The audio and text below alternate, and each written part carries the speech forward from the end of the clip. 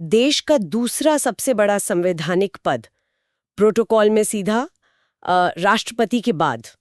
लेकिन फिर भी कुछ आलोचक इसे हिज सुपरफ्लुअस हाइनेस कह देते हैं, मतलब अनावश्यक महामहिम। बिल्कुल।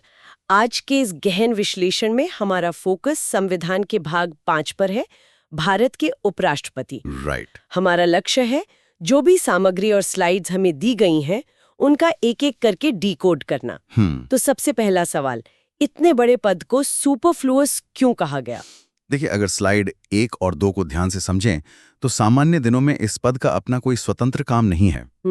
असल में संविधान निर्माताओं ने ये पद सिर्फ एक तरह के बैकअप के लिए बनाया था, अमेरिकी मॉडल की तर्ज पर अनुच्छेद 63 के तहत, ताकि अगर कभी अचानक राष्ट्रपति का पद खाली हो जाए। एग्जैक्टली।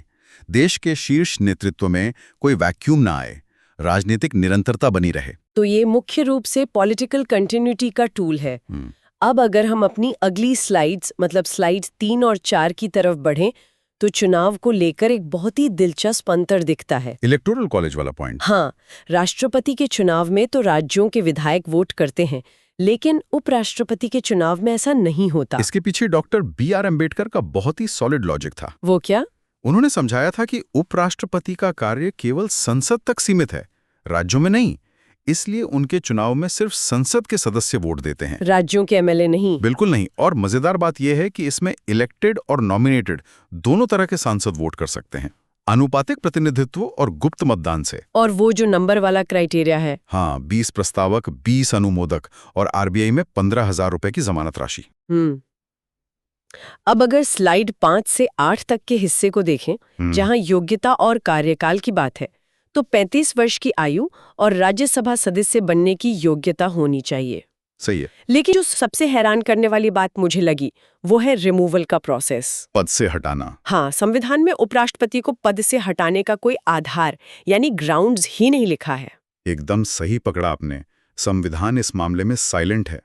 उन्हें हटाने के लिए बस राज्यसभा में एक इफेक्टिव मेजॉरिटी चाहिए, मतलब जो टोटल सीटें हैं उनमें से खाली सीटों को हटाकर बहुमत। हाँ, और फिर लोकसभा की बस एक साधारण सहमति काफी होती है। और मान लीजिए चुनाव को लेकर कोई कानूनी विवाद हो जाए और सुप्रीम कोर्ट चुनाव को अवैध घोषित कर दे, तब भी उपराष्ट्रपति ने उस फैसले से पहले जो भी काम किए होंगे वो पूरी तरह से वैलिड माने जाएंगे। ये बहुत प्रैक्टिकल है, वरना सब कुछ रुक जाएगा।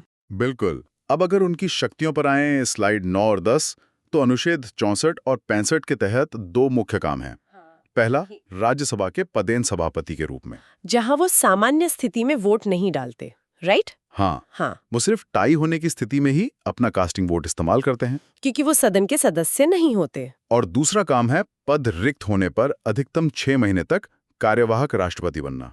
और यहीं पर भारत और अमेरिका के सिस्टम की तुलना का सबसे बड़ा आहा मोमेंट आता है हमारी स्लाइड 11 में। भारत बनाम अमेरिका। हाँ, अमेरिका में अगर राष्ट्रपति का पद खाली होता है तो उपराष्ट्रपति बचे हुए पूरे कार्यकाल के लिए असली राष्ट्रपति बन जाता है। लेकिन भारत में ऐसा नहीं है। नहीं, यहाँ उपराष्ट्रपति सिर्फ नए चुनाव तक एक अस्थायी कार्यवाहक राष्ट्रपति बनता है। और जब वो एक्टिंग प्रेसिडेंट रहते हैं तो राज्यसभा का काम नहीं करते। एग्जैक्टली।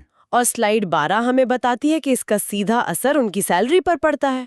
ये सबसे गजब फैक्ट था। भारत के संविधान में उपराष्ट्रपति पद का अपना कोई वेतन है ही नहीं, शून्य। उन्हें जो भी वेतन मिलता है वो राज्यसभा के सभापति के नाते मिलता है। तो अगर इस पूरे डिस्कशन को हम समराइज करें स्लाइड 13 और 14 के हिसाब से, अनुच्छेद 63 से 71 तक का जो चीट शीट है, हाँ, मिलाकर उपराष्ट्रपति का पद असल में एक बेहतरीन संतुलन है। राज्यसभा का संचालन भी करता है और देश के लिए एक सुरक्षित बैकअप भी देता है। बिल्कुल, राजनीतिक निरंतरता के लिए ये बहुत जरूरी है। लेकिन चर्चा को समाप्त करते हुए एक ऐसा सवाल जो सीधे तौर पर इन स्लाइड्स में नहीं है पर उसी पर आधारित है। अच्छा, वो क्या है? चूंकि भारतीय उपराष्ट्रपति केवल 6 महीने तक ही कार्यवाहक राष्ट्रपति रह सकता है, तो क्या भविष्य में किसी अभूतपूर्व राष्ट्रीय संकट के समय जहां 6 महीने के भीतर चुनाव कराना असंभव हो जाए, तो क्या इस सीमित समय सीमा के कारण कोई बड़ा संवैधानिक संकट खड़ा हो सकता है? ये तो वाकई बहुत गहराई से सोचने वाला सवाल है। इसी विचार के साथ आज के इस डीप डाइव को हम यहीं खत्म करते हैं।